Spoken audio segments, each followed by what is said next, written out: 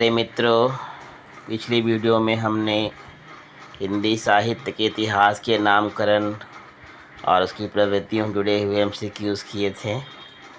आज हम लोग आदिकालीन साहित्य, जो भारतीय हिंदी साहित्य का मुख्य एक भाग है, उसका एमसीक्यू पढ़ेंगे और एमसीक्यूज़ के साथ नोट्स भी पढ़ते जाएंगे ताकि हमें एमसीक्यूज़ के साथ साथ गहन जानकारी भी हो जाए। तो आइए शुरू करते हैं। पहला प्रश्न है, किस विद्वान ने हिंदी साहित्य के प्रारंभिक काल को वीर गाथा काल नाम दिया था? तो वो हैं रामचंद्र शुक्ल। हिंदी साहित्य के विभिन्न विद्वानों ने प्रारंभिक काल का भिन्न भिन्न नामों से वर्गीकरण किया है, जो इस प्रकार है। जैसे डॉक्टर ग्रियर्सन ने आदिकाल को चारण काल कहा है, मिश्र बंधु ने आदिकाल को प्रारंभिक काल और डॉक्टर गणपति चंद्र शुक्ल ने भी आदिकाल को प्रारंभिक काल कहा है। वहीं शुक्ल जी ने आदिकाल को वीर गाथा काल कहा है।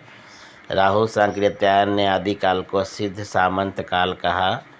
महावीर प्रसाद द्विवेदी ने आदिकाल को बीज वपन काल कहा। विश्वनाथ प्रसाद मिश्र ने आदिकाल को वीर काल कहा।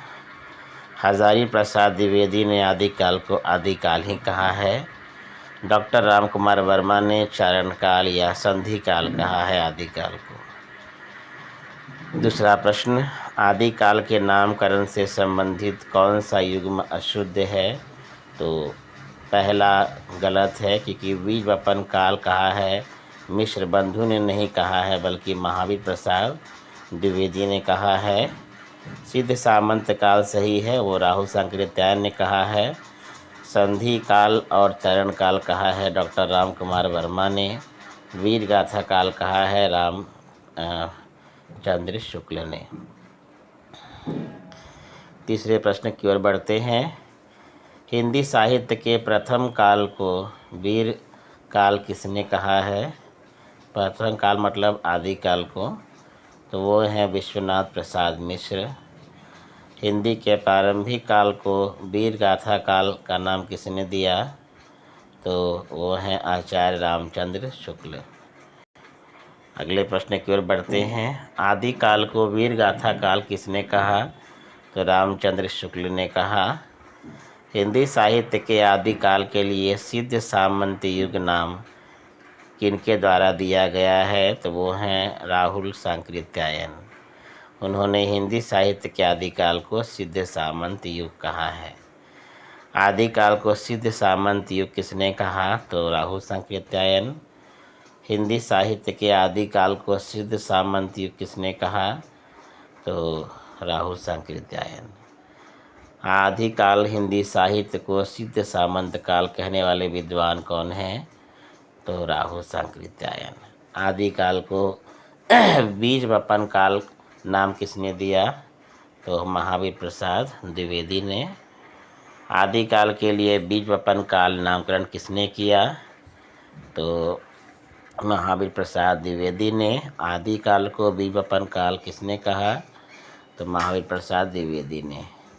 बार बार रिपीट इसलिए कर रहा हूँ ताकि आपको और मुझे दोनों को याद हो जाए। मेरा ये उद्देश्य नहीं है कि आपका समय गंवाऊँ मैं, लेकिन बार बार सुनेंगे आप तो आपको याद होना ही है।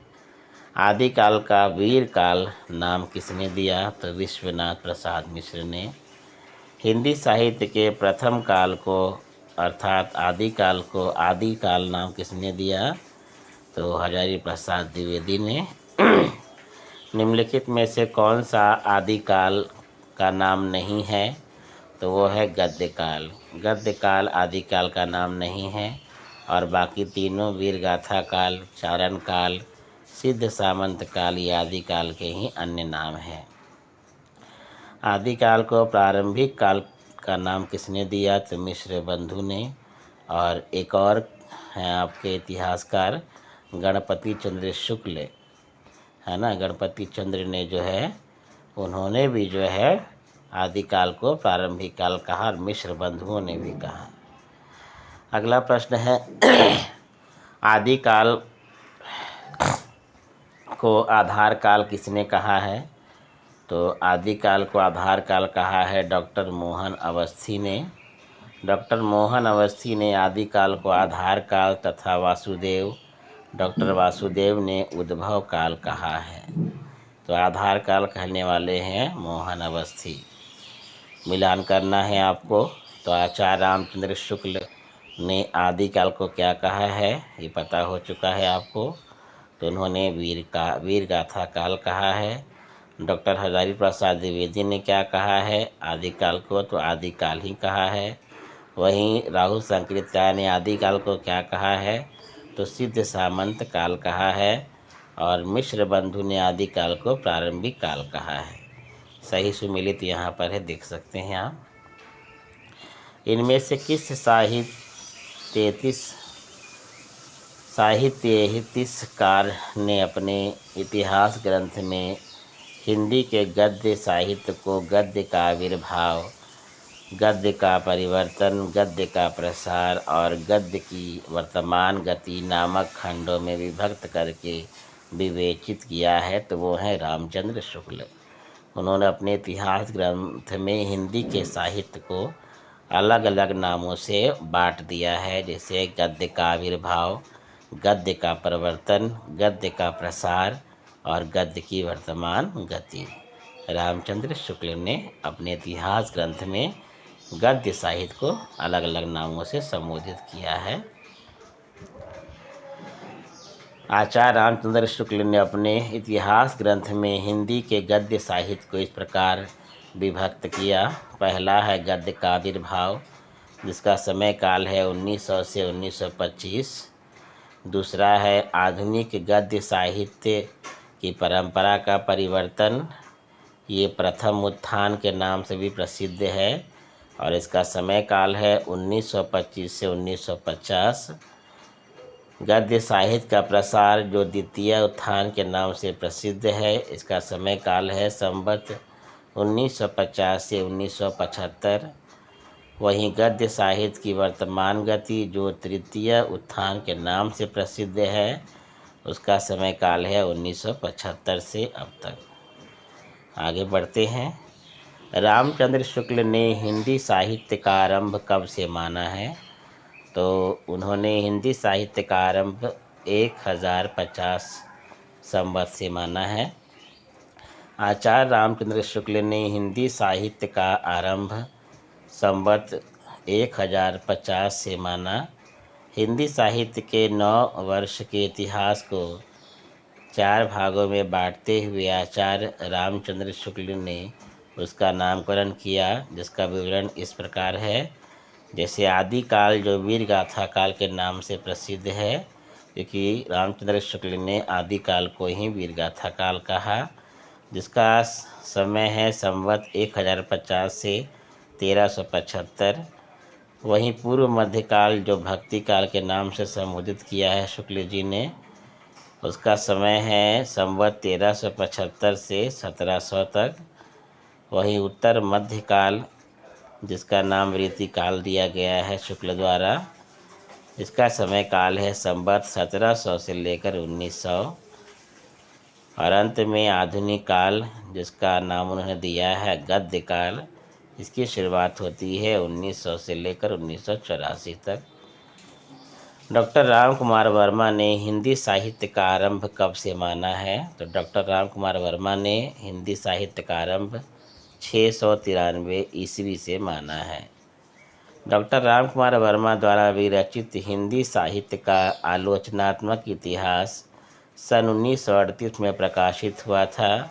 इसमें उन्होंने एक विशेष कालखंड सन 693 से 1693 तक रचित हिंदी साहित्य का विवेचन किया है।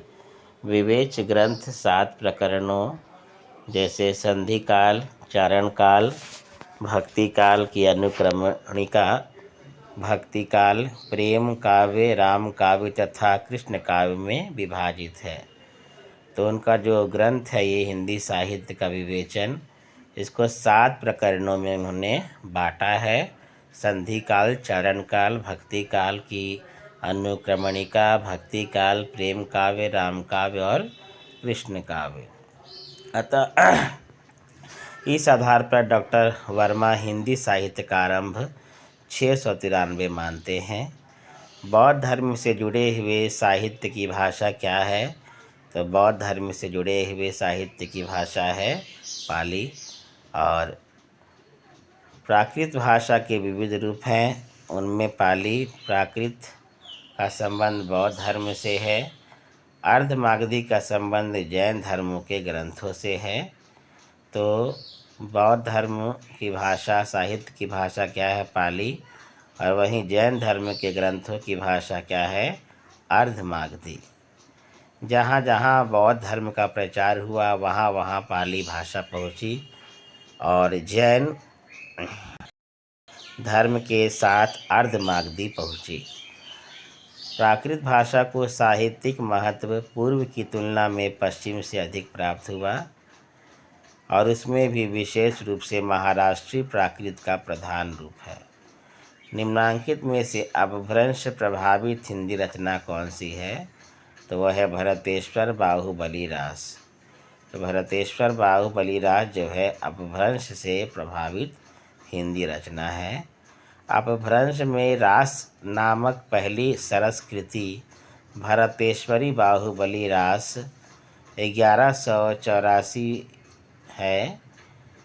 मुनि जिनविजय ने इस ग्रंथ को जैन साहित्य की रास परंपरा का प्रथम ग्रंथ माना है। तो भरतेश्वर बाहुबली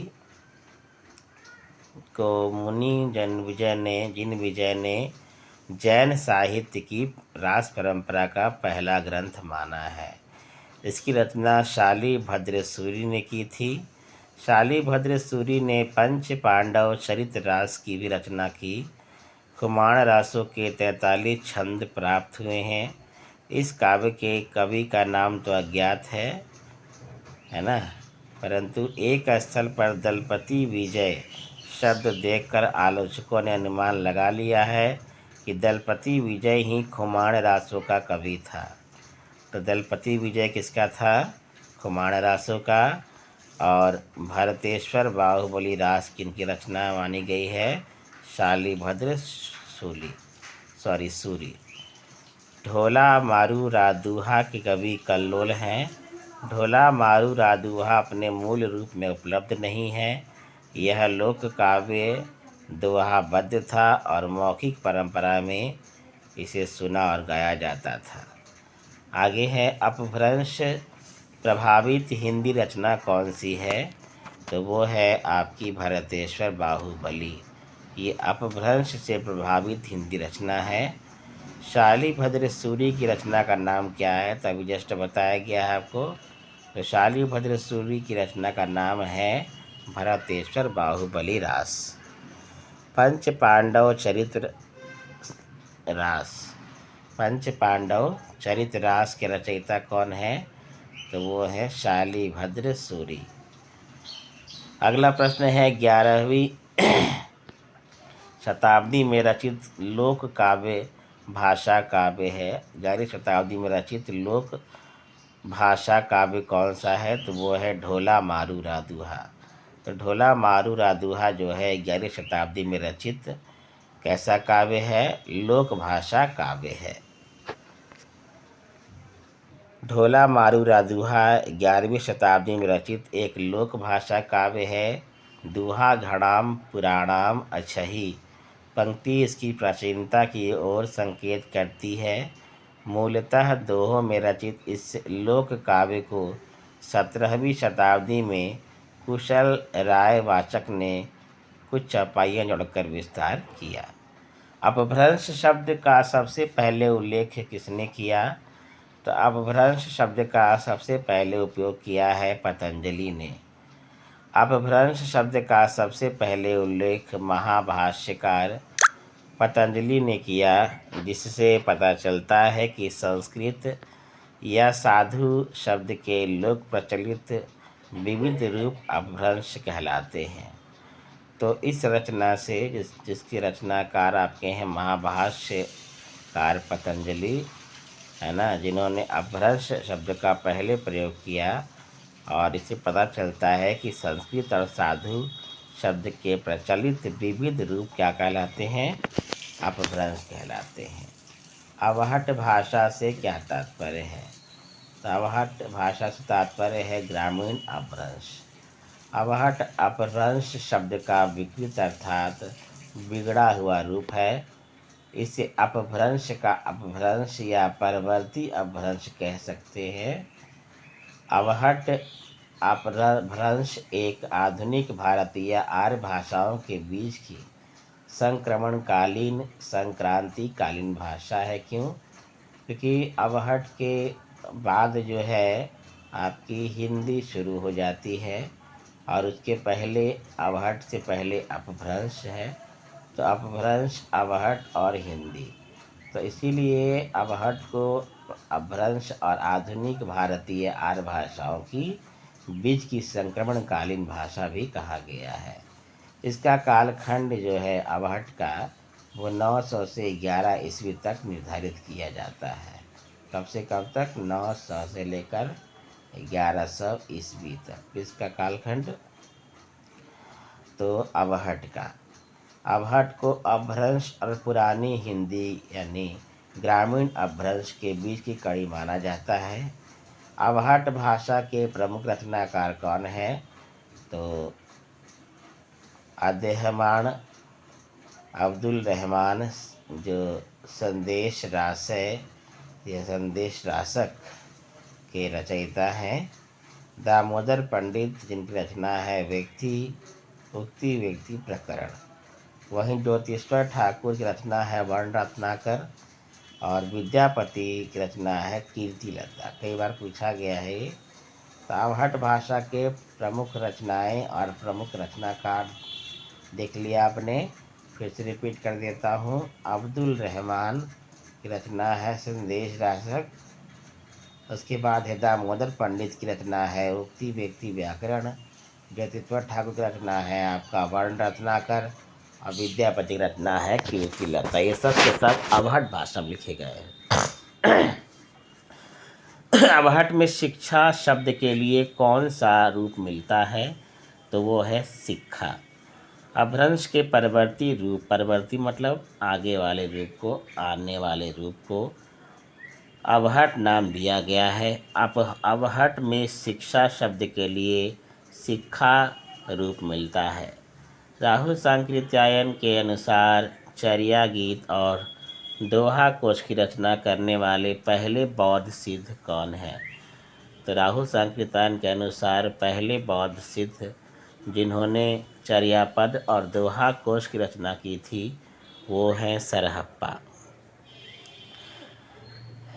राहुल सांकृत्यायन के अनुसार चर्यापद और दोहा कोश की रचना करने वाले पहले बौद्ध सिद्ध सरहप्पा हैं। सरहप्पा को हिंदी का पहला कवि माना जाता है। पहला कवि कौन है हिंदी का? सरहप्पा। राहुल सांकृत्यायन ने सरहप्पा का समय विक्रम संवत 690 अर्थात 633 ईस्वी स्थिर किया है। तो सरहप्पा का समय विक्रम संवत में अगर बात की जाए तो 690 में है और विक्रम संवत में अगर 57 साल घटा दिया जाए तो वो हो जाएगा 633 ईस्वी। तो संवत निकालना है तो ईस्वी में 57 जोड़ दें आप, और आपको ईस्वी निकालनी है तो आप संवत में 57 साल घटा दें तो निकल जाएगा ईस्वी से विक्रम संवत। तो राहुल सांकृत्यायन ने सरहप्पा का समय 690 माना है। बच्चन ने लिखा है कि आक्रोश की भाषा का पहला प्रयोग सरहप्पा में ही दिखाई देता है। सरहप्पा की भाषा में आक्रोश का पहला प्रयोग दिखता है। किनके द्वारा है रचित कहा गया है? ये बच्चन सिंह के द्वारा। अधिकांश साहित्य इतिहासकारों के अनुसार हिंदी के पहले कवि कौन माने गए हैं? तो वो हैं आपके सरहपाद। ठीक है ना।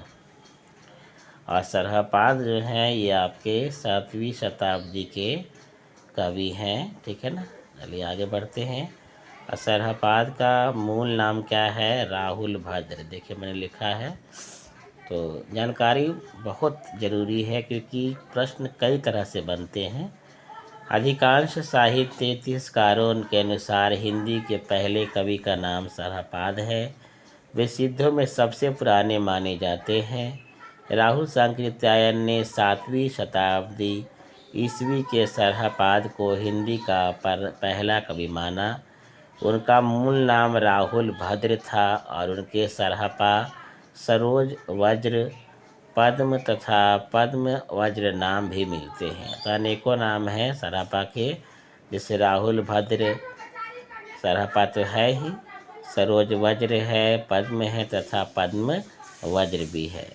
वे बौद्ध धर्म की वज्रयान और सहजयान के प्रवर्तक तथा 84 सिद्धों में से एक थे। कौन? सरहपा की बात हो रही है कि वो बौद्ध धर्म की वज्रयान और सहजयान के प्रवर्तक रहे और 84 सिद्धों में एक थे सरहपाद।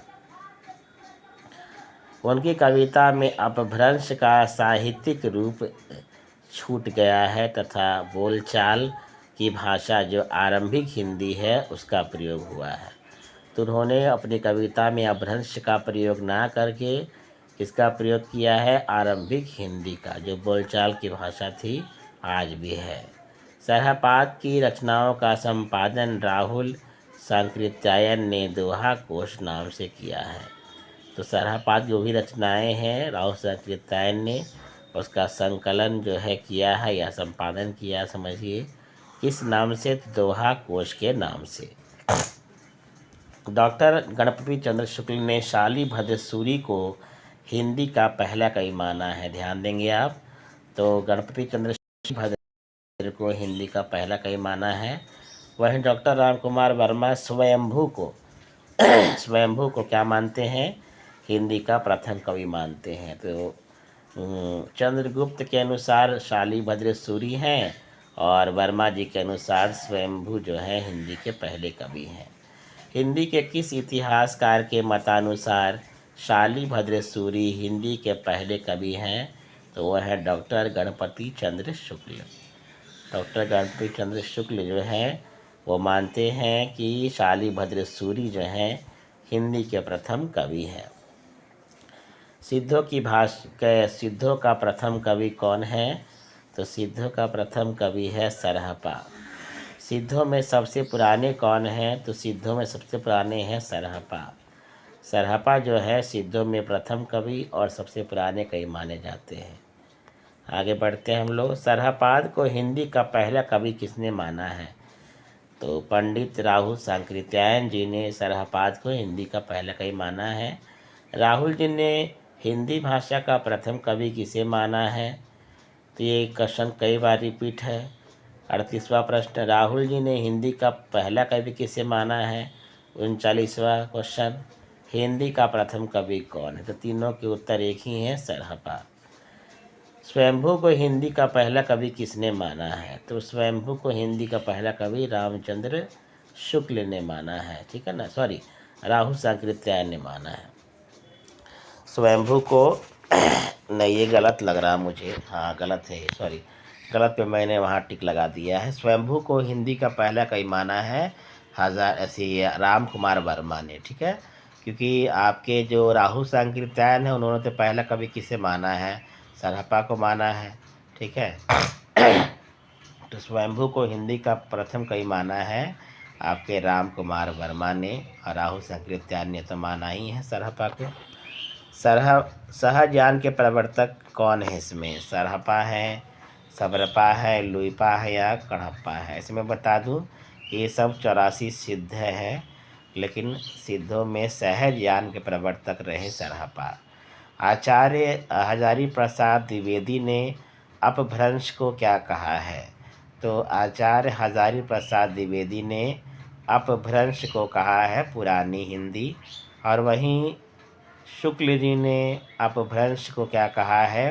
प्राकृताभाष अपभ्रंश। ध्यान देंगे, हजारी प्रसाद द्विवेदी ने अपभ्रंश को पुरानी हिंदी कहा और रामचंद्र शुक्ल ने अपभ्रंश को प्राकृताभाष अपभ्रंश कहा। आचार्य हजारी प्रसाद द्विवेदी ने अपभ्रंश और हिंदी के संबंध में यह व्यक्त किया कि इस प्रकार 10वीं से 14वीं शताब्दी का काल, जिसे हिंदी का आदिकाल कहते हैं, भाषा की दृष्टि से अपभ्रंश का ही बढ़ाव है। इसी अपभ्रंश के बढ़ाव को कुछ लोग उत्तरकालीन अपभ्रंश कहते हैं और कुछ लोग पुरानी हिंदी। 12वीं शताब्दी तक निश्चित रूप से अपभ्रंश भाषा ही पुरानी हिंदी के रूप में चलती थी। यद्यपि उसमें नए तत्सम शब्दों का आगमन शुरू हो गया था।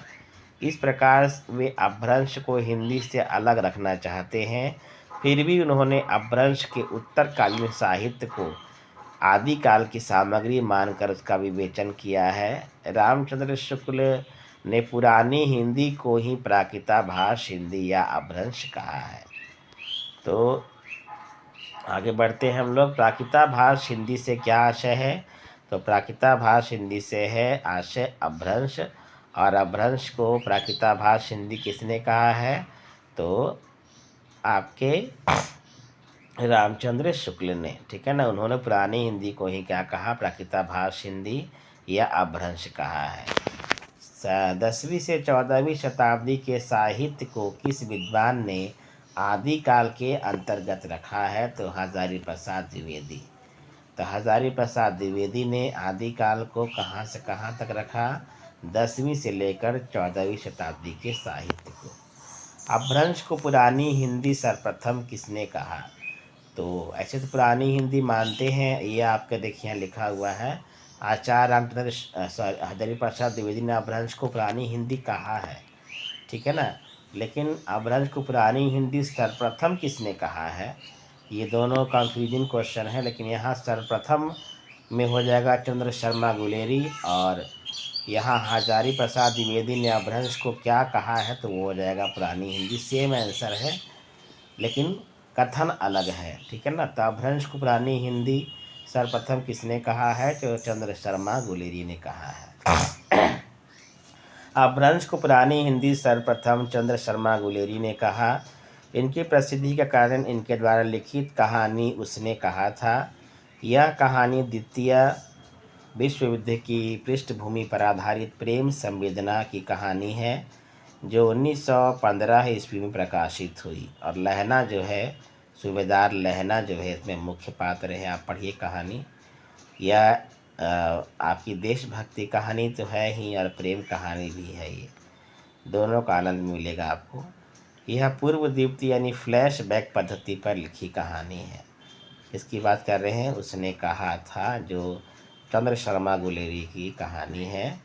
तो ये फ्लैशबैक पद्धति पर लिखी गई है, जिसमें लहना सिंह जो है अपने बचपन की प्रेम गाथा को जो है आधुनिक काल से जोड़ देता है। इसे औपन्यासिक कहानी एवं कहानी क्षेत्र में मील पत्थर कहा जाता है। मील पत्थर कहा जाता है, उसने कहा था को। उन्होंने राजा मुंज को पुरानी हिंदी का प्रथम कवि स्वीकार किया है। किन्होंने? चंद्र शर्मा गुलेरी ने राजा मुंज को पुरानी हिंदी का पहला कवि माना है। आचार्य रामचंद्र शुक्ल ने गुलेरी जी के लेख के आधार पर अपने इतिहास में आदिकाल के अंतर्गत उत्तर अपभ्रंश की रचनाओं को यह मानते हुए स्थान दिया कि उनके आधार पर उस काल की कोई विशेष प्रवृत्ति निर्धारित नहीं की जा सकती। पुरानी हिंदी नामकरण किसने किया है? पता चल चुका है। तो पुरानी हिंदी आदिकाल को पुरानी हिंदी किसने कहा है? चंद्र शर्मा गुलेरी ने। पंडित चंद्र शर्मा गुलेरी ने किसको पुरानी हिंदी का पहला कवि माना है? तो ये जान चुके हैं आप। तो राजा मुंज को जो है पंडित चंद्र शर्मा गुलेरी ने राजा मुंज को जो है पुरानी हिंदी का पहला कवि स्वीकार किया है। वहीं सरहपाद जो है हिंदी का पहला कवि मानते हैं, राहु संकृत्यायन हिंदी का पहला कवि मानते हैं सरहपाद को, और राम कुमार वर्मा जो है वो मानते हैं स्वयंभू को। अपभ्रंश का वाल्मीकि किसे कहा गया है? तो अपभ्रंश का वाल्मीकि स्वयंभू को कहा गया है, ठीक है ना। स्वयंभू देव 8वीं शताब्दी निर्विवाद रूप से अपभ्रंश के सर्वश्रेष्ठ कवि माने गए हैं। 8वीं शताब्दी की।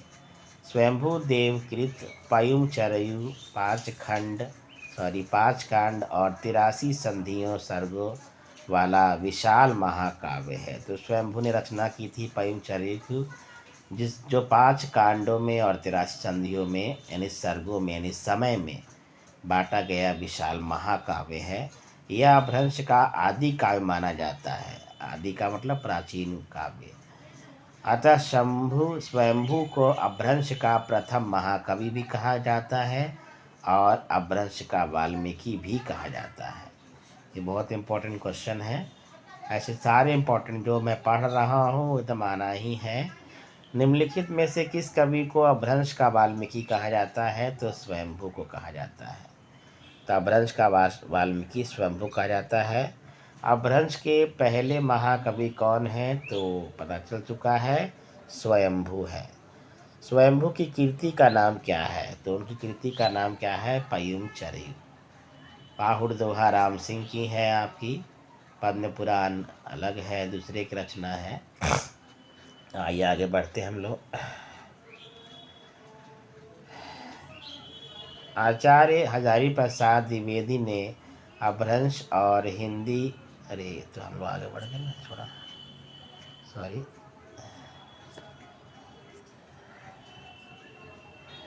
हाँ, यहाँ से स्टार्ट होगा।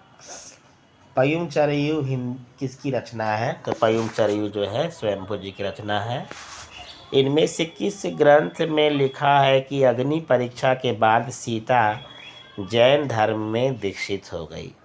मतलब राम जी ने जब सीता मैया को रावण से छुड़ाया, उसके बाद सीता जी ने स्वयं की पवित्रता को सिद्ध या प्रमाणित करने के लिए अग्नि परीक्षा दी थी। तो अग्नि परीक्षा के बाद सीता जैन धर्म में दीक्षित हो गई, ये किस ग्रंथ में लिखा है? तो ये है पयुम चरयु। उसके पीछे कारण है कि पयुम चरयु जो है आपका एक राम काव्य है जो स्वयंभू द्वारा रचित है। पयुम चरयु स्वयंभू कृत चरित्र काव्य है। इसमें राम के चरित्र का वर्णन है। यह 5 कांडों में विभक्त है। जैसे रामचरितमानस है ना आपका, तो उसमें 7 कांड हैं, लेकिन पयुम चरयु में कितने कांड हैं? 5 कांड हैं। जैसे विद्याधर कांड, अयोध्या कांड, सुंदर कांड, युद्ध कांड और उत्तर कांड, 5 कांड हैं। स्वयंभू ने नारी के प्रति व्यवहार का वर्णन इस काव्य में किया है। किस काव्य में? पयुम चरयु में। नारी के प्रति पुरुष का दृष्टिकोण उस युग में कैसा था, यह काव्य में वर्णित अग्नि परीक्षा वाले प्रसंग से स्पष्ट हो जाता है। यानी नारी भले ही आज समाज में प्रतिष्ठित हो चुकी है, कई क्षेत्रों में अपना स्थान बना लिया है, लेकिन आज भी पुरुष जो है वो स्वयं के अहंकार को छोड़ नहीं पाता है और नारी को तुच्छ हीन दृष्टि से ही देखता है। कभी सुना आपने किसी पुरुष ने अग्नि परीक्षा दी हो अपनी पवित्रता की? कभी नहीं। तो अग्नि परीक्षा से सिद्ध हो जाता है कि उस समय पुरुषों का दृष्टिकोण नारियों के लिए कैसा था। लंका विजय के पश्चात सीता को पुष्पक विमान पर चढ़ाकर कौशल नगरी लाया जाता है। सीता के आगमन का एक और भव्य वातावरण है, दूसरी ओर उस वातावरण में राम का ओछा व्यवहार भी है। अग्नि परीक्षा से पूर्व सीता राम से कहती है, आज मैं अपने सतीत्व की पताका फहराऊंगी। आग यदि समर्थ हो तो मुझे जलाए। जब मेरा मन शुद्ध है तो इस दिव्य शक्ति का क्या होगा। इस ग्रंथ में वर्णन है कि अग्नि परीक्षा के बाद सीता जैन धर्म में क्या हो गई? दीक्षित हो गई। इनमें से कौन सा ग्रंथ लौकिक चरित्र काव्य माना जाता है? तो लौकिक चरित्र काव्य माना गया है भविष्यत कहा। ठीक है ना। भविष्यत कहा जो है एक रचना है और इसके रचयिता हैं धनपाल जी। तो यह लौकिक चरित्र काव्य है। लोकप्रिय व्यक्तियों के चरित्र पर आधारित काव्यों के अतिरिक्त कई ऐसे चरित्र काव्य भी हैं जिनमें कथा नायक या तो काल्पनिक होता है अथवा किसी लोक कथा से लिया जाता है। इस श्रेणी में धनपाल द्वारा रचित भविष्यत कहा का नाम उल्लेख है। तो लौकिक चारित्र का अर्थ क्या हो गया? तो लौकिक मतलब ऐसे लोग जो काल्पनिक कथा कथानायक है, या लोक कथा, यानी जो लोगों के द्वारा जो कथा कही गई है उसको कल्पना का रूप देकर जो है लिखा जाए जो काव्य, उसे क्या कहते हैं? लौकिक चरित्र काव्य। मतलब किसी खास चरित्र का वर्णन करना। ऐसा नहीं कि राम जी चरित्र का या कृष्ण चरित्र का ही वर्णन हो, बल्कि काल्पनिक चरित्र का ही वर्णन किया जा सकता है। अपभ्रंश का भवभूति किसे कहा गया है? तो अपभ्रंश का भवभूति कहा गया है पुष्पदंत को। और वहीं आपके अपभ्रंश का जो वाल्मीकि है वो किसे कहा गया है? बताइए आप। वो है सरहपाद को। ठीक है, अपभ्रंश का भवभूति कहा गया है पुष्पदंत जी को। अपभ्रंश का भवभूति पुष्पदंत को माना गया है। निम्नलिखित में से कौन सी रचना पुष्पदंत की नहीं है? तो पयुम चरयू नहीं है, क्योंकि पयुम चरयू जो है वो स्वयंभू की रचना है। चलो ठीक है ना, सॉरी मैंने यहाँ गलत बोल दिया थोड़ा सा मैं यहाँ, कि अपभ्रंश का वाल्मीकि स्वयंभू है। ठीक है ना, मेरे दिमाग में जो है वहाँ भी आपके चल रहे हैं जो मैंने जिनका सरहपाद नाम ले लिया, सॉरी इसके लिए। तो निम्नलिखित में से कौन सी रचना पुष्पदंत की नहीं है? तो पयुम चरयू नहीं है, क्योंकि पयुम चरयू जो है स्वयंभू जी की रचना है। ठीक है ना। और तो ये तीनों रचनाएं हैं पुष्पदंत जी की। कौन कौन? महापुराण, जय कुमार चरयू और जसहर चरयू। याद कर ले आप, महापुराण, जय कुमार चरयू और जसहर चरयू। पयुम चरयू पुष्पदंत की रचना नहीं बल्कि स्वयंभू की रचना है। और स्वयंभू की और अन्य दो रचनाएं नाम यहाँ दिया गया, ये भी याद कर ले। रिट्ठनेमी चरयू, रिट्ठनेमी चरयू तथा स्वयंभू छंद। कौन सी रचना स्वयंभू की नहीं है इसमें बताना है आपको। तो इसमें जो डी है, जो महापुराण, ठीक है ना, महापुराण जो है ये स्वयंभू जी की रचना नहीं है। स्वयंभू जी की रचना तीन है केवल, पयुम चरयू, रिट्ठनेमी चरयू और स्वयंभू चरयू। महापुराण के रचनाकार कौन है? तो महापुराण के रचनाकार हैं पुष्पदंत जी। अपभ्रंश के दूसरे कवि पुष्पदंत हैं, क्योंकि पहले कवि तो स्वयंभू जी हैं। इनकी तीन रचनाएं मिलती हैं, महापुराण, जय कुमार चरयू तथा जसहर चरयू। महापुराण में अनेक घटनाएं और चरित्र हैं, जिसमें इसमें कवि ने 63 महापुरुषों की जीवन घटनाओं का वर्णन किया है। किसमें? महापुराण में। प्रसंगवश इसमें राम कथा को भी स्थान मिला है, मतलब जहाँ जहाँ प्रसंग आए हैं वहाँ श्री राम जी का भी वर्णन है। खड़ी बोली में सबसे पहले काव्य सृजन करने वाले कवि कौन हैं? तो वो है अमीर खुसरो। ऐसा ना सोचें कि अमीर खुसरो आपके मुस्लिम कवि हैं, तो ऐसा कुछ नहीं है। हिंदुस्तान की तूती उन्हें यूं ही नहीं कहा जाता था, क्योंकि उन्होंने खड़ी बोली को जो स्थान दिया वो कोई नहीं दे पाया। तो सबसे पहले काव्य सृजन करने वाले खड़ी बोली में है अमीर खुसरो। खड़ी बोली में सबसे पहले काव्य सृजन करने वाले कवि अमीर खुसरो हैं। इनकी भाषा का नाम हिंदवी से उल्लेख सबसे पहले उन्हीं की रचनाओं में मिलता है। हालांकि वे फारसी के भी अपने समय के सबसे बड़े भारतीय कवि थे। मुकरी लिखने का सर्वप्रथम प्रयास उन्होंने ही किया। अमीर खुसरो की प्रसिद्ध रचनाएं हैं खालिक बारी, पहेलियाँ, मुकरियाँ, दो सुखने तथा गज़ल। बहुत इम्पोर्टेंट है, खालिक बारी, पहेलियाँ, मुकरियाँ, दो सुखने और गज़ल। तो ये उनकी प्रमुख रचनाएं हैं अमीर खुसरो की। खड़ी बोली हिंदी में सर्वप्रथम रचना करने वाले कवि कौन है? अमीर खुसरो। ये तो बता ही चुका हूँ मैं आपको। आगे बढ़ते हैं हम लोग। पयुम चरयू किनकी रचना है? तो पयुम चरयू जो है वो रचना है स्वयंभू की। और ये तो हो चुका है ना, फिर बाबा मैं थोड़ा मिस्टेक हो जा रहा है मुझसे, सॉरी। यहाँ पर है, देखिए, मुकरी लिखने का सर्वप्रथम प्रयास किस कवि ने किया? तो जान चुके हैं आप, तो अमीर खुसरो ने। अमीर खुसरो की पहेलियों तथा मुकरियों का क्या उद्देश्य है? मतलब उन्होंने क्यों मुकरियाँ और पहेलियाँ लिखी? तो मनोरंजन के माध्यम से लोक व्यवहार की शिक्षा, मतलब मनोरंजन के साथ साथ लोग जाने कि व्यक्ति को अपने जीवन में किन किन रास्तों को अपनाना चाहिए। अमीर खुसरो के बारे में कहा जाता है कि वे बड़े विनोदी और सहृदय व्यक्ति थे।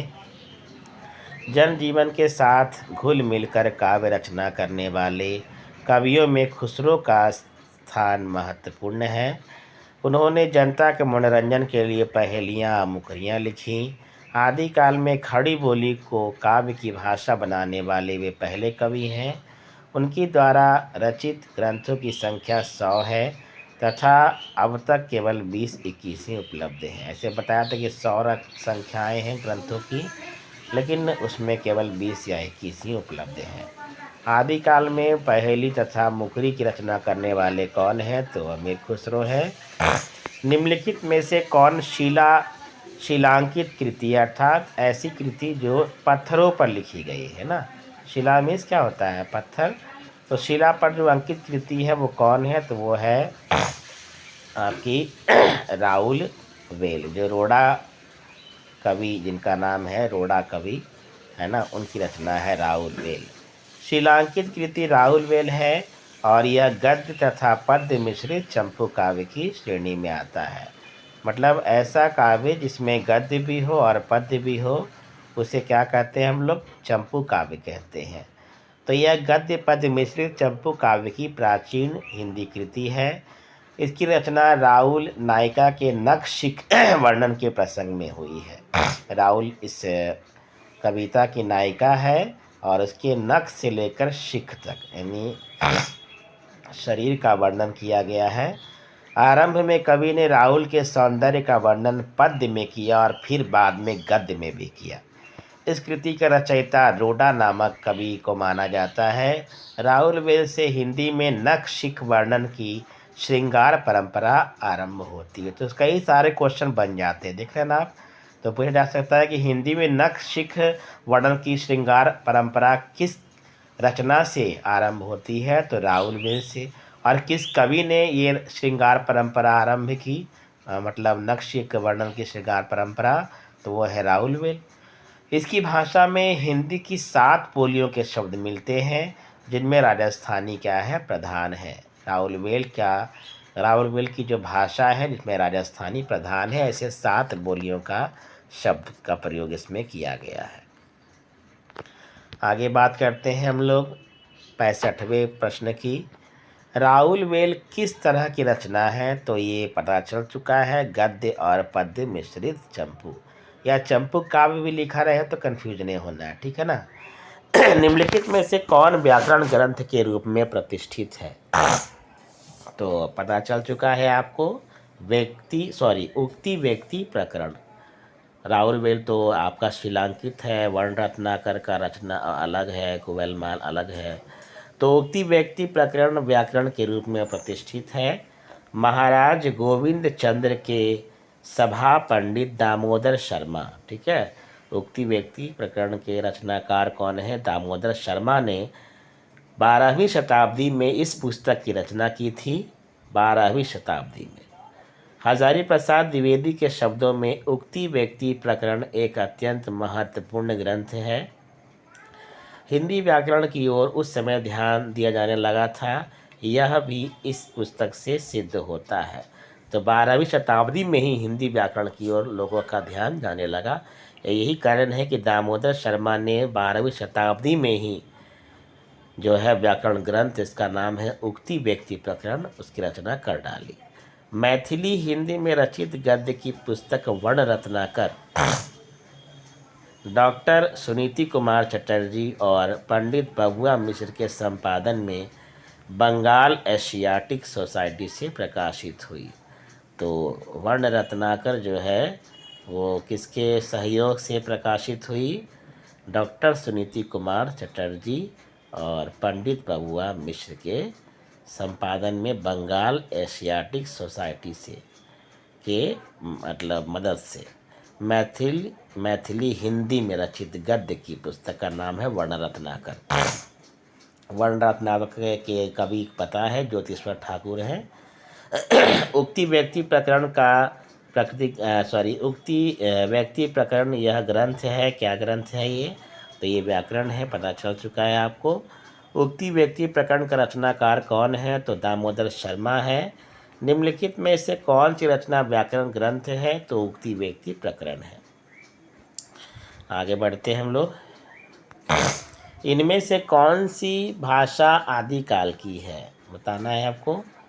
तो इसमें जो भाषा है आदिकाल की वो है यानी ब्रज भाषा। लेकिन मुझे यहाँ थोड़ा कन्फ्यूज़न लग रहा है, क्योंकि आदिकाल, हाँ तो आदिकाल में खड़ी बोली भी तो बोली जाती थी ना। चलिए कोई बात नहीं है। अब यहाँ आंसर दिया गया है और बहुत ही सटीक आंसर दिया गया है, इसको गलत नहीं ठहरा सकते हम लोग।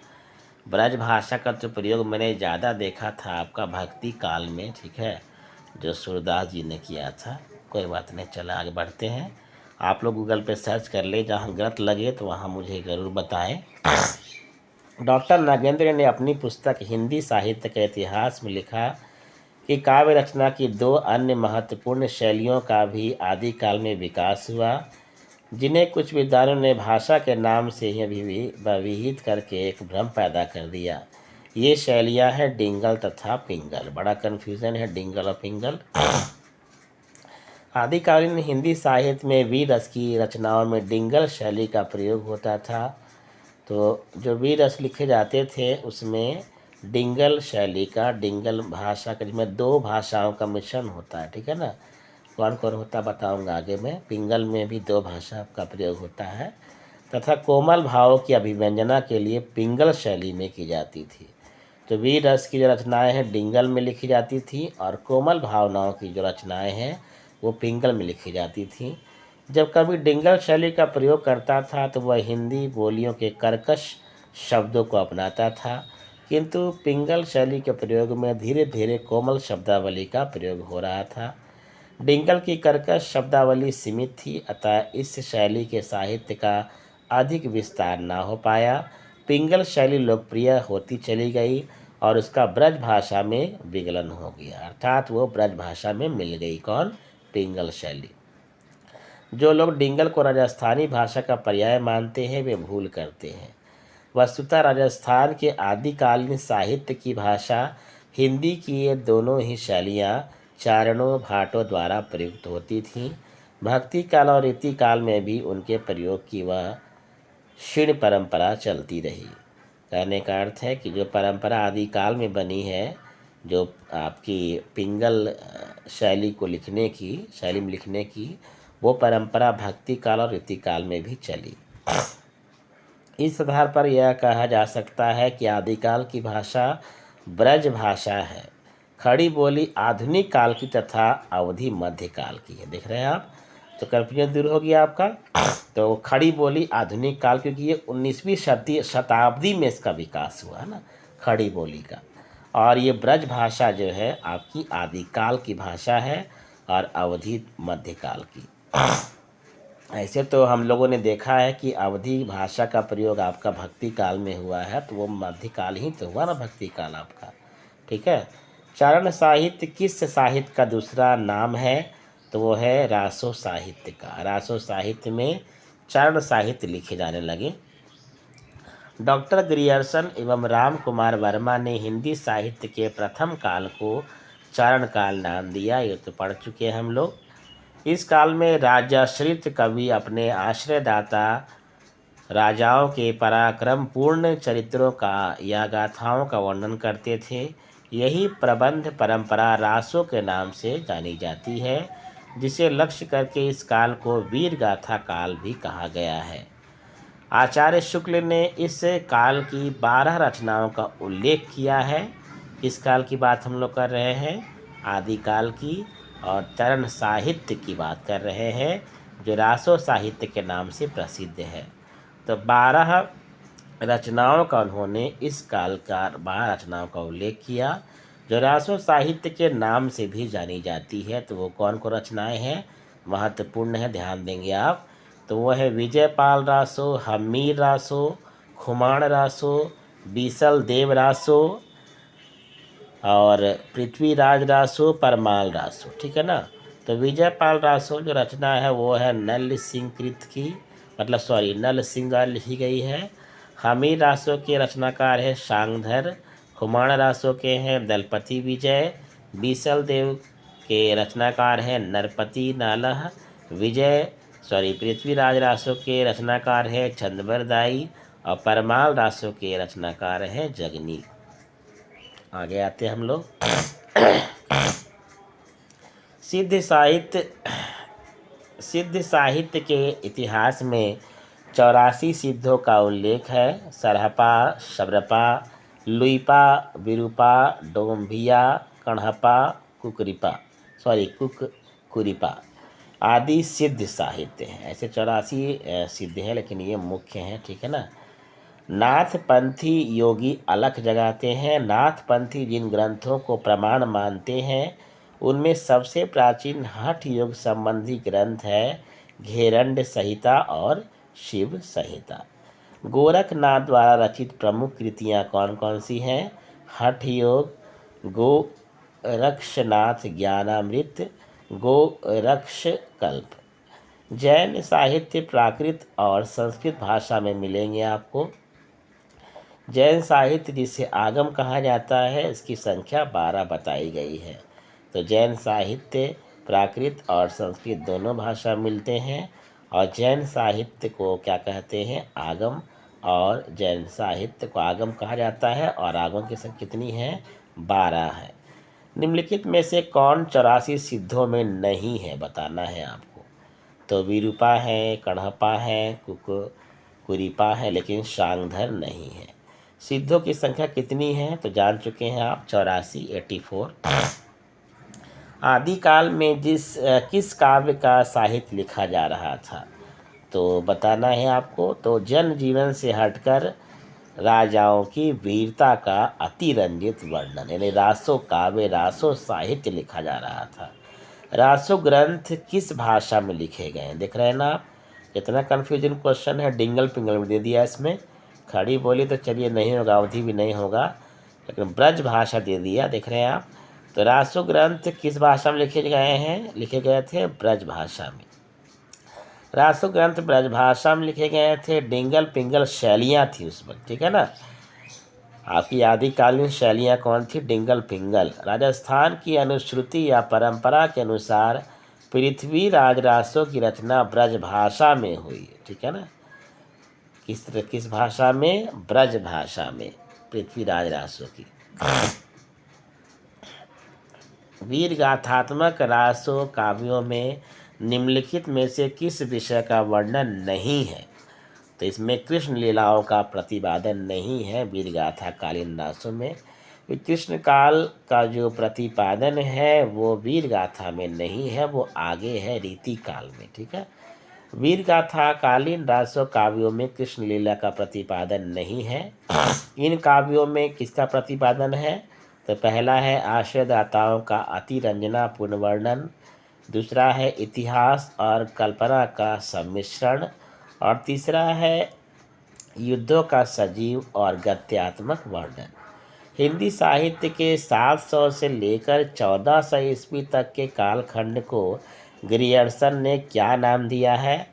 तो नाम दिया है चारण काल। चारण काल कहा है किन्होंने? ग्रियर्सन ने। हिंदी साहित्य के 700 से लेकर 1400 ईस्वी के कालखंड को।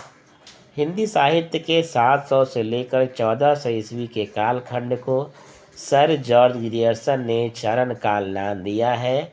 वे इसका प्रारंभ 614 ईस्वी के आसपास स्वीकार करते हैं। अधिकार विद्वानों की कृतियों में ग्रियर्सन द्वारा काल विभाजन 700 से लेकर 1300 ईस्वी धृत मिला है, जिसे उन्होंने चारणकाल कहा है। उत्तर प्रदेश सेवा आयोग द्वारा पूछे गए प्रश्न में 700 से 14 ईस्वी कहा गया है। तो अधिकतर विद्वान 1300 तक मानते, लेकिन यूपीएससी ने माना है 1400 तक। बीसल देव रासो में किस शैली का प्रयोग किया गया है? ये भी कन्फ्यूजन क्वेश्चन है। तो बीसल देव रासो में शैली का प्रयोग किया गया है गेय शैली का। बीसल देव रासो मूलतः गेय काव्य था। अतः इसके रूप में परिवर्तन होता रहा है। यह प्रेम एवं श्रृंगार से परिपूर्ण काव्य है, जिसमें भोज परमार की पुत्री का नाम राजमती और अजमेर के चौहान राजा बीसल देव तृतीय के विवाह और वियोग और पुनर्मिलन की कथा सरस शैली में प्रस्तुत की गई है। इस ग्रंथ की रचना की है नरपति नाला ने 1155 में। बीसल देव रासो आदि काल की एक श्रेष्ठ काव्य कृति है। बीसल देव रासो की श्रृंगार परंपरा का आदि काल में ही अंत नहीं हो जाता है। विद्यापति से होती हुई यह परंपरा भक्ति काल में प्रेमाख्यान काव्यों तक पहुँची, कृष्ण भक्तों को भी प्रभावित किया और रीति काल में जाकर इसका सरस श्रृंगार काव्य के रूप में चरम विकास हुआ। बीसल देव रासों में हिंदी काव्य में प्रयुक्त होने वाला 12 मासा वर्णन सबसे पहले मिलता है। तो सबसे पहले 12 मासा का वर्णन किस काव्य मिलता है? बीसल देव रासों में, जिसके रचनाकार कौन है? नरपति नाला। देख रहे, बहुत सारा क्वेश्चन बन जाएगा एक ही पेज में, बहुत सारे क्वेश्चन हैं। बीसल देव रासों के रचनाकार कौन है? तो आपको पता चल चुका है, नरपति नाला। बीसल देव रासों में बीसल देव की पत्नी कौन है? तो राजमती। कौन है? राजमती। नागमती राजमती में कंफ्यूज ना हो, तो राजा की पत्नी राजमती ऐसे याद कर ले। बीसल देव रासों के रचयिता कौन है? तो ये पता चल चुका है, नरपति नाला है। आगे बढ़ते हैं। निम्नलिखित रासो ग्रंथों में कौन सा काव्य एक प्रेम काव्य का श्रृंगार काव्य है? तो वो है बीसल देव रासो। निम्नलिखित में से किस रासो काव्य का मूल वर्ण विषय वीर रस ना होकर श्रृंगार रस है? क्योंकि उस वक्त वीर रसों की कविताएं लिखी जा रही थी, लेकिन नरपति नाला ने एक अलग ही विषय डाला, प्रेम का विषय, ठीक है ना, श्रृंगार रस का विषय। तो किस रचना में डाला है? बीसल देव रासों में। राजमती से रूठकर बीसल देव कहाँ गए थे? तो बीसल देव कहाँ गए थे? उड़ीसा चले गए थे। बीसल देव रासों में राजा भोज परमार की पुत्री राजमती और अजमेर के चौहान राजा बीसल देव तृतीय के विवाह, वियोग और पुनर्मिलन की कथा सरस शैली में प्रस्तुत की गई है। इसमें वर्णित है कि राजमती की बातों से रुष्ट यानी क्रोधित होकर, गुस्सा होकर स्वाभिमानी राजा बीसल देव कहाँ चले गए? उड़ीसा, जिसे अब उड़ीसा कहते हैं। 12 वर्ष, कितने वर्ष तक? 12 वर्ष तक राजमती उनके विरह में दुखी रहती है। वह राजभवन की दीवारों को कोसती हुई वन में रहने की कामना करती है। सामंती जीवन के प्रति गहरी अरुचि का सजीव चित्र इस काव्य में मिलता है। किस रासो ग्रंथ को आलह खंड के नाम से भी जाना जाता है? तो आलह खंड के नाम से जो रासो ग्रंथ प्रसिद्ध है वो है परमाल रासो। बहुत इम्पोर्टेंट है, परमाल रासो जो है आलह खंड के नाम से प्रसिद्ध है और इसके रचयिता हैं जगनीक जी। जगनीक के परमाल रासो ग्रंथ को आला खंड के नाम से जाना जाता है। इसमें महोबा जो यूपी में है, उसके एक वीर हैं जिनका नाम है आलह और उदल। ये 2 वीर हैं, आलह और उदल की वीरता की गाथा यूपी के अवध और एमपी के बुंदेलखंड की सर्वाधिक लोकप्रिय गाथा है। तो ये गाथाएं कहाँ प्रसिद्ध हैं? यूपी के अवध में और एमपी के बुंदेलखंड में। किनकी गाथाएं? वीर आला की और उदल की वीरता गाथा। 1865 में चार्ल्स एलियट ने जिस आला खंड का प्रकाशन कराया था वह मौखिक परंपरा पर ही आधारित है। इस प्रति के आधार पर डॉक्टर श्याम सुंदर दास ने परमाल रासों का पाठ निर्धारण किया और उसे नागरिक प्रचारणी सभा से प्रकाशित भी कराया। यूपी में आला खंड के नाम से कौन सा काव्य प्रचलित है? तो पता चल चुका है आपको, तो वो है परमाल रासो जो जगनीक की रचना है। और यूपी में कहाँ पर ये अधिक लोकप्रिय है? तो वो है अवध प्रदेश में। आल्हा और उदल के चरित्र को वीर गीतात्मक काव्य के रूप में रचने वाले कवि कौन हैं? तो वो हैं, कौन है बताइए? परमाल रासों के कवि जगनीक। आलाखंड नामक काव्य ग्रंथ का दूसरा नाम क्या है? तो परमाल रासो। परमाल रासों को ही आलाखंड कहा गया और आलाखंड को ही कहा गया परमाल रासो। आलाखंड का दूसरा नाम क्या है? परमाल रासो। परमाल रासो काव्य कृति के कवि कौन है? तो जगनीक हैं। आल्हा और उदल नामक दो वीर सरदारों की वीरतापूर्ण लड़ाइयों का वर्णन कहाँ मिलता है? तो परमाल रासों में। कवि जगनीक की रचना का नाम क्या है? तो आलाखंड, जो परमाल रासों के नाम से ही प्रसिद्ध है। परमाल रासों के लेखक कौन है? तो जगनीक। आल्हा और उदल किस राजा के सामंत थे? तो वो थे परमाल के। आगे बढ़ते हैं हम लोग।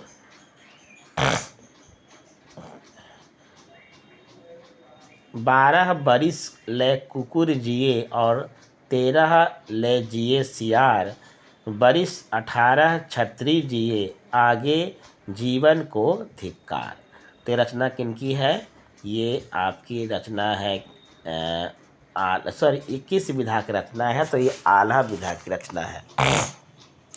उपयुक्त पंक्ति जगनीक रचित परमाल रासों से ली गई है। इसमें आल्हा और उदल नामक दो वीर सरदारों की वीरतापूर्ण लड़ाइयों का वर्णन है।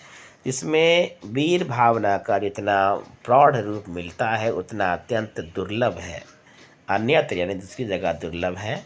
युद्धों के पर अत्यंत प्रभावशाली वर्णनों की इस काव्य में भरमार है। इसकी रचना लोक गाथा के रूप में ना होकर शुद्ध काव्य के रूप में हुई है।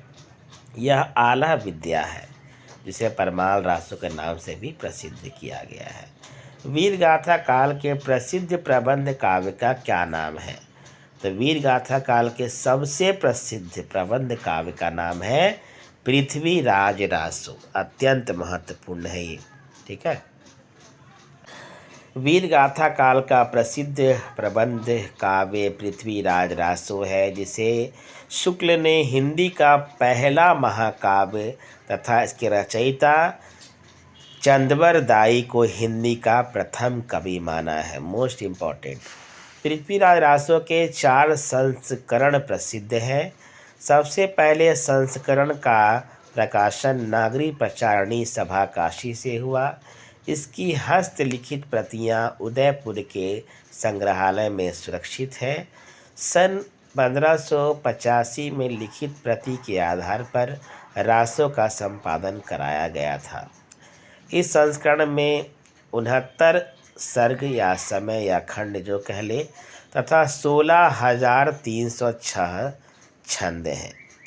द्वितीय रूप में उपलब्ध पृथ्वीराज रासो 7,000 छंदों का काव्य माना जाता है। इसका प्रकाशन नहीं हुआ है, किंतु अबोहर एवं बीकानेर में इसकी प्रतियां सुरक्षित हैं, जो 17वीं शताब्दी ईस्वी में लिखी गई हैं।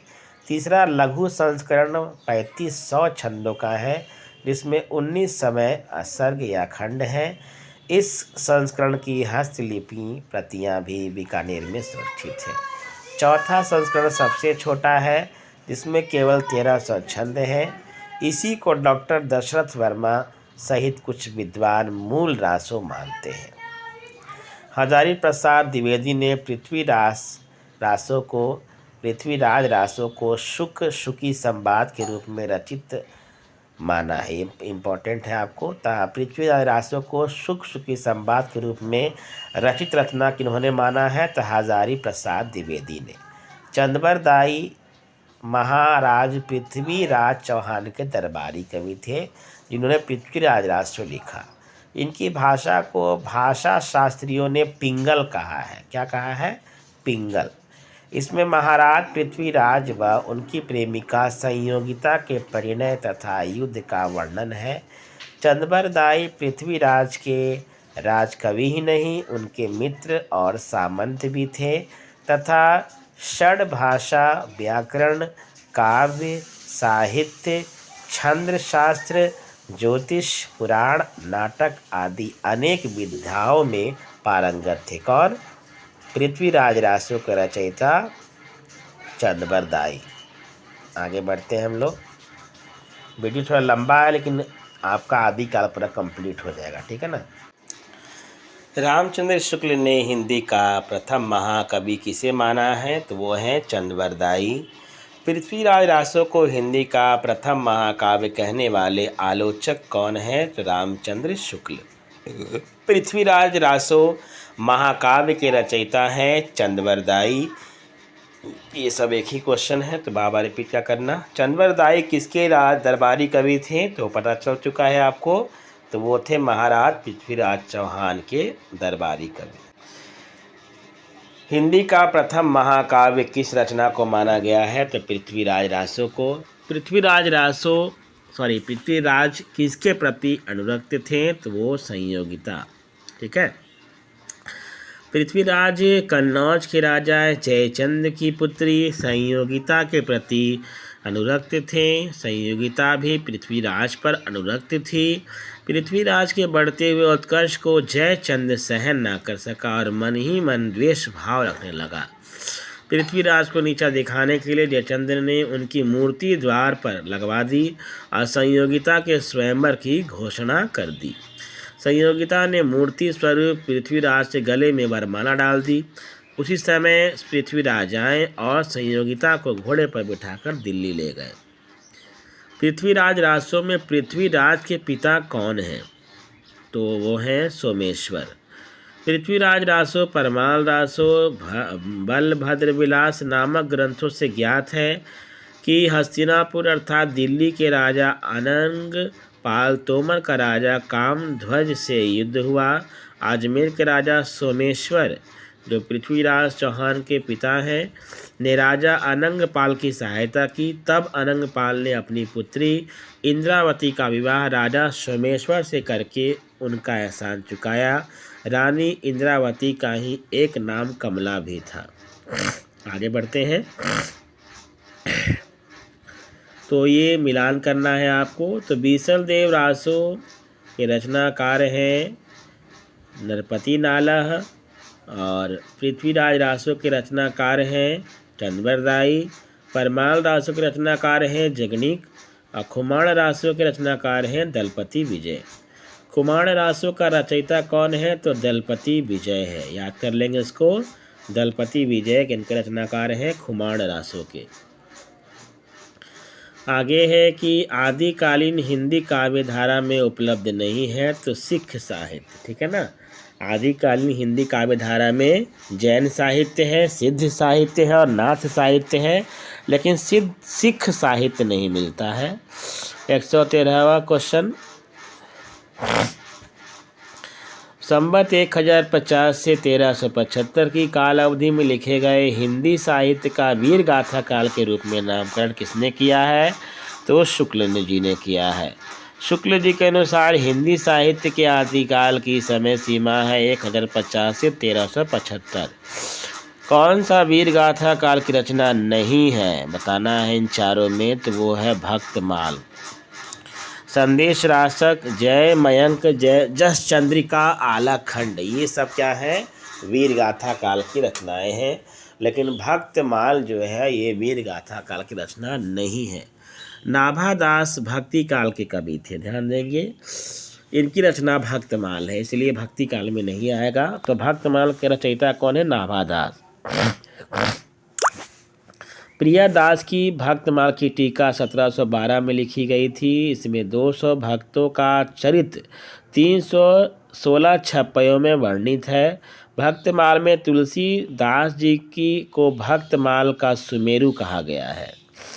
संदेश रासक अब्दुल रहमान की रचना है। जय मयंक जस चंद्रिका मधुकर भट्ट की रचना है। तो संदेश रासक इनकी रचना है अब्दुल रहमान की और जय मयंक जस चंद्रिका है मधुकर भट्ट की।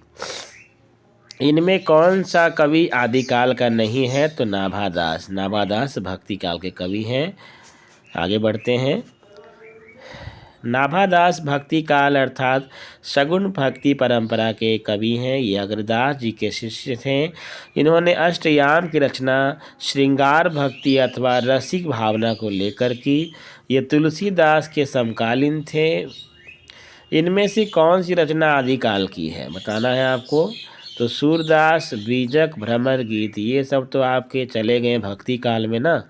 तो विद्यापति पदावली देख लीजिए, बहुत कन्फ्यूजन क्वेश्चन था ना। तो विद्यापति पदावली जो है ये आदिकाल की रचना है। पदावली आदिकाल की रचना है जो विद्यापति द्वारा रचित कृष्ण भक्ति विषयक श्रृंगार रस से परिपूर्ण है।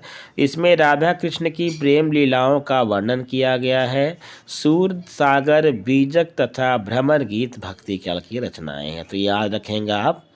आदिकाल साहित्य का प्रमुख रस कौन सा रहा? तो वीर रस रहा है। ठीक है, वीर रस, क्योंकि आपको ये शांत रस तो भक्ति काल में चला जाएगा। तो वीर रस जो है आदिकाल साहित्य का प्रमुख रस है। आचार्य शुक्ल ने आदिकाल का नाम वीर गाथा काल रखा। इस नामकरण का आधार स्पष्ट करते हुए लिखते हैं कि आदिकाल की इस दीर्घ परंपरा के बीच प्रथम 150 वर्ष के भीतर तो रचना की किसी विशेष प्रवृत्ति का निश्चय नहीं होता। धर्म, नीति, श्रृंगार, वीर सब प्रकार की रचनाएं दोहों में मिलती हैं। राजाश्रित कवि अपने आश्रयदाता राजाओं की पराक्रम गाथाओं का वर्णन करते थे। इस काल की प्रधान प्रवृत्ति वीरता की थी, अर्थात इस काल में वीर गाथात्मक ग्रंथों की प्रधानता रही। तो वीर रस का जो भाव होता है, स्थायी भाव क्या होता है? उत्साह होता है। विद्यापति ने कुल कितने ग्रंथों की रचना की है? ये भी कई बार क्वेश्चन पूछा गया एग्जाम में ना, कई बार। तो 14 ग्रंथों की, ध्यान देंगे आप। तो विद्यापति ने 14 ग्रंथों की रचनाएं की हैं, लेकिन 3 ज़्यादा प्रसिद्ध हुई। ठीक है ना, भक्ति पदावली और क्या नाम है इसका, कीर्तिलता, कीर्ति पताका, ये तीनों प्रसिद्ध रहे। विद्यापति की अधिकांश रचनाएं संस्कृत और अवहट्ट में हुई हैं। कीर्तिलता और कीर्ति पताका इनकी अवहट्ट रचनाएं हैं। इनकी भाषा क्या है? अवहट्ट है। इनकी तीसरी रचना पदावली है, जिसमें भाषा है ब्रज भाषा मिश्रित मैथिली, यानी मैथिली का ही प्रयोग किया इन्होंने, और ब्रज भाषा। इसी पदावली के उनको आपको मैथिल कोकिल भी कहा जाता है विद्यापति को। इनमें कीर्ति पताका अभी तक संपादित होकर प्रकाशित नहीं हुई। कीर्तिलता ऐतिहासिक महत्व का छोटा सा प्रबंध काव्य है। इसकी भाषा अवहट्ट है। विद्यापति ने इसे कहानी कहा है। पदावली विद्यापति के यश का आधार है। इनकी अन्य रचनाएं हैं भू परिक्रमा, पुरुष परीक्षा, लिखनावली, शैव सर्वस्वसार, गंगा वाक्यावली, दान वाक्यावली, दुर्गा भक्ति तरंगिणी, विभाग सार, वर्ष कृत्य और गयापतन। गोरक्ष विजय इनका प्रसिद्ध नाटक है। इस प्रकार इनके कुल ग्रंथों की संख्या है 14। विद्यापति के पद किस भाषा में रचित हैं? तो वो हैं आपके मैथिली। ठीक है ना, क्योंकि पद मैथिली में है, लेकिन कीर्तिलता कीर्ति पताका अवहट्ट भाषा में। ध्यान देंगे आप। विद्यापति की कौन सी रचना अभी तक संपादित होकर प्रकाशित नहीं हुई? तो वो है कीर्ति पताका, मतलब पताका नहीं फहरा पाई वो। विद्यापति इनमें से किस रचना के आधार पर मैथिल कोकिल कहलाए? मोस्ट इम्पॉर्टेंट, तो वो है पदावली। आचार्य शुक्ल ने हिंदी साहित्य का इतिहास में लिखा है कि जिसकी रचना के कारण विद्यापति मैथिल कोकिल कहलाए, वह इनकी पदावली है। इन्होंने अपने समय की प्रचलित मैथिल भाषा का व्यवहार किया। विद्यापति के पद अधिकतर श्रृंगार के हैं, जिनमें नायिका और नायक कौन है? राधा और कृष्ण। अब ये कथन है, देखिए। देसिल बाना सबजन मिठा, देसिल बाना सबजन मिठा, ये उक्ति किनकी है? तो ये है विद्यापति जी की। प्रस्तुत उक्ति विद्यापति जी की है, जिसका अर्थ है अपना देश या अपनी भाषा सबको क्या लगती है? मीठी लगती है। यही जानकर मैंने इनकी रचना की है, यही जानकर मैंने इनकी रचना की है। इसकी किसकी मतलब? इसकी आपको मैथिल कोकिल कहल विद्यापति ने जो पदावली लिखी है। मैथिल कोकिल विद्यापति का पूरा नाम क्या है? विद्यापति ठाकुर। इनमें से कौन सा कवि अभिनव जयदेव की उपाधि से विभूषित है? मोस्ट इम्पॉर्टेंट क्वेश्चन, कई बार पूछा गया है। तो ये अभिनव जयदेव की उपाधि से अलंकृत हैं विद्यापति जी। विद्यापति ने ओइनवार राजवंश के विभिन्न आश्रयदाताओं के संरक्षण में गीत रचे। इनके गीतों के भाव, वैशिष्ट एवं माधुर्य गुण से प्रभावित होकर ओइनवार कुल शिरोमणि महाराज शिव ने, ध्यान देंगे आप, महाराज शिव सिंह ने विद्यापति को अभिनव जयदेव की उपाधि से विभूषित किया। तो अभिनव जयदेव की उपाधि देने वाले कौन हैं? तो महाराजा शिव सिंह, ठीक है ना। किस कवि को अभिनव जयदेव नाम से जाना जाता है? तो वो है विद्यापति। विद्यापति किनके आश्रित थे? तो शिव सिंह के। ऐसा नहीं कि केवल शिव सिंह के ही, और भी बहुत राजा थे जिनके आश्रय में ये थे। विद्यापति मिथिला निवासी थे। वैष्णव महाजन पदावली के संग्रहकार ने लिखा है कि यह महाराज शिव सिंह के सभा पंडित थे। विद्यापति की लिखी पुस्तकों से पता चलता है कि उन्हें 5 उपाधियाँ प्राप्त थी: कवि शेखर, दशावधान, कवि कंठहार, पंचानन और अभिनव जयदेव। जब दिल्ली के बादशाह महाराज शिव सिंह को कैद कर अपनी राजधानी ले गए और उन्हें चिरकाल के लिए कारावरुद्ध कर रखने का विचार किया, तो उस समय अपनी स्वामी के दयनीय दशा से क्षुब्ध होकर महाकवि विद्यापति दिल्ली पहुँचे और मादक रचनाओं से सम्राट को मुग्ध करके महाराज की मुक्ति करा ली। विद्यापति राजा हरि सिंह के पुत्र नरसिंह के भी राजाश्रित रहे। नरसिंह की आज्ञा से विद्यापति ने विभाग सार नामक ग्रंथ लिखा, जिसमें उत्तराधिकार एवं दाय भाग की व्यवस्था दी गई। तत्कालीन शासक इब्राहिम शाह के शासन की दुर्व्यवस्था की उन्होंने अपनी कीर्ति लता में कटु आलोचना की है। विद्यापति कीर्ति सिंह के भी आश्रित कवि थे, जिनके यशगान में कीर्ति लता की रचना की उन्होंने। अतः विकल्प के 3 विकल्प सही हैं, ठीक है ना। तो आश्रित किनके थे? ये तीनों के थे। नरसिंह के भी थे, कीर्ति सिंह के भी थे और शिव सिंह के थे। पहला गलत हो जाएगा, राज सिंह का नाम नहीं आया है। निम्नलिखित में से कौन सा नाम नाथपंथी साधनों में शामिल नहीं है? तो वो है कण्हप्पा। कण्हप्पा का नाम जो है नाथपंथी साधनों में शामिल नहीं है, कि कण्हप्पा जो थे वो तो सिद्ध साहित्य थे ना। सिद्ध मतलब सिद्ध, ये 84 सिद्धों में एक थे कण्हप्पा। तो जलंधरी पाँव, भरथरी, चुनकर नाथ, ये आपके नाथपंथी साधक हैं। आगे बढ़ते हैं। कण्हप्पा, शबरपा, सरहप्पा जिनको कहा जाता है, लुइपा, डोम्भिप्पा, कुकुकृपा आदि सिद्ध साहित्य के कवि हैं। नाथ साहित्य के विकास में जिन कवियों ने योगदान दिया उनमें कौन है? चौरंगी नाथ, गोपीचंद, चुनकर नाथ, भरथरी और जलंधरी पाँव आदि प्रसिद्ध हैं। निम्नलिखित में से किसका संबंध सिद्ध साहित्य से नहीं है बताना है आपको? तो वो है डी यानी गोपीचंद। इनका सिद्ध साहित्य से कोई मतलब नहीं। सरहब्बा का संबंध निम्नलिखित में से किसमें से है? तो वो सिद्ध साहित्य से है, रासो साहित्य नहीं होगा, ठीक है ना। नाथ पंथ के प्रणेता कौन है? मोस्ट इम्पॉर्टेंट, तो आदिनाथ हैं। आदिनाथ जो है नाथ पंथ के क्या हैं? प्रणेता है। नाथ पंथ के प्रणेता आदिनाथ थे। यौगिक क्रियाओं के उद्धार के लिए नाथ संप्रदाय का उदय हुआ। नाथ संप्रदाय के संस्थापक आदिनाथ को भगवान शंकर का अवतार माना जाता है। किनका अवतार? शंकर का अवतार। इस संप्रदाय में 9 नाथ मुख्य हैं। कौन कौन? गोरखनाथ, ज्वालेंद्रनाथ, कारणनाथ, गहनीनाथ, चरपटनाथ, रेवण्यनाथ, नागनाथ, भारतीनाथ और गोपी चंद्रनाथ। नाथों की संख्या कितनी मानी गई है? तो पता है 9 यानी 9। नाथों की संख्या कितनी है? 9 है। नाथ पंथ के प्रवर्तक कौन है? तो बी और सी दोनों माना गया है, मत्स्येंद्र नाथ को और गोरखनाथ को। लेकिन गोरखनाथ जो हैं वो मत्स्येंद्र नाथ से छोटे हैं। देखते हैं, कुछ दिया है इसमें, देखता हूँ मैं। नाथ पंथ के प्रवर्तक मत्स्येंद्र नाथ तथा गोरखनाथ दोनों हैं।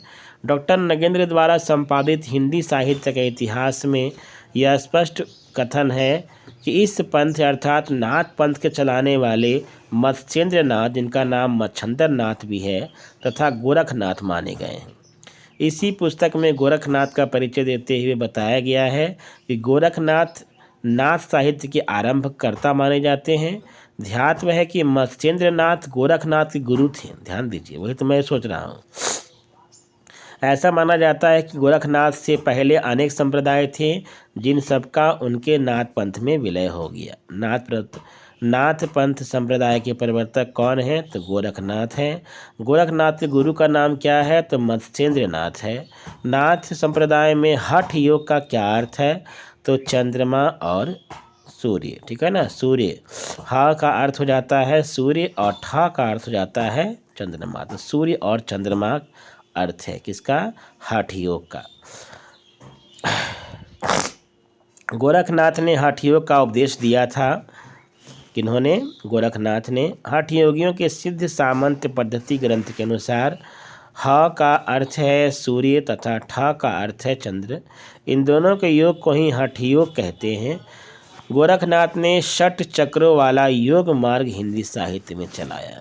कौन सा हिंदी साहित्य? षट चक्रों वाला योग मार्ग, ठीक है। हठ योग का उपदेश किसने दिया है? तो गोरखनाथ ने दिया है।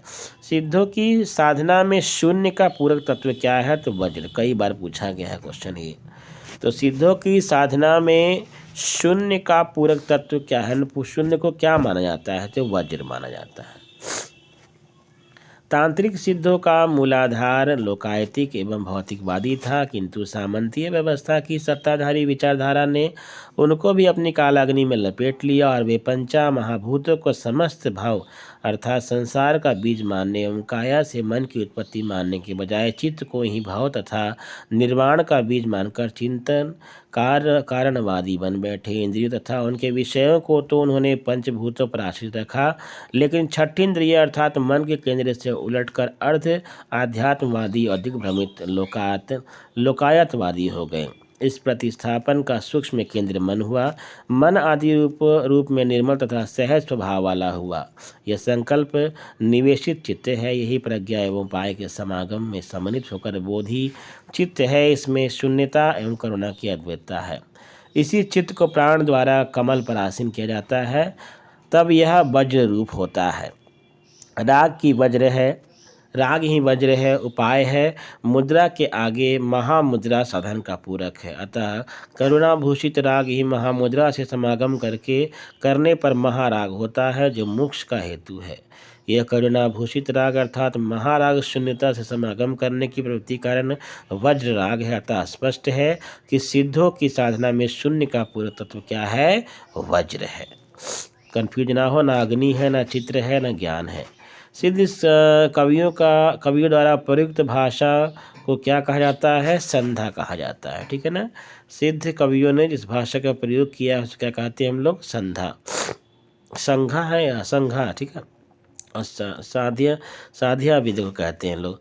तो सिद्ध कवियों के द्वारा प्रयुक्त भाषा को संघा या साध्या कहा जाता है। इन्होंने संघा भाषा शैली में रचनाएं की। संघा भाषा वस्तुतः अंतः साधनात्मक अनुभूतियों का संकेत करने वाली प्रतीक भाषा है। इस भाषा शैली का उपयोग नाथों ने भी किया है। किस भाषा शैली का? संधा भाषा शैली का। निम्नलिखित में से सिद्ध साहित्य के विषय में कौन सा कथन सत्य है? नहीं है, सत्य नहीं है। तो डी वाला जो सही नहीं है। सिद्ध साहित्य का प्रणयन पिंगल भाषा में, गलत हो गया ना आपका। तो पहला सही है। सिद्ध साहित्य का झुकाव से है साधना की ओर है। सिद्ध साहित्य के प्रथम कवि सरहपा है। सिद्ध साहित्य की रचना चर्यापद और दोहों में हुई है। डॉक्टर तोसी तोरी अपनी पुस्तक पुराने राजस्थान में गुजरात और राजस्थान के पश्चिमी भाग की भाषा को पुरानी पश्चिमी राजस्थानी एवं शूरसेन तथा राजस्थान के पूर्वी भाग की भाषा को पिंगल और अपभ्रंश नाम देते हैं। सिद्ध साहित्य का प्रणयन पिंगल भाषा में नहीं हुआ। आपका आदिकाल समाप्त हो गया। अगली वीडियो में आपको भक्ति काल से संबंधित जो है MCQs मिलेंगे।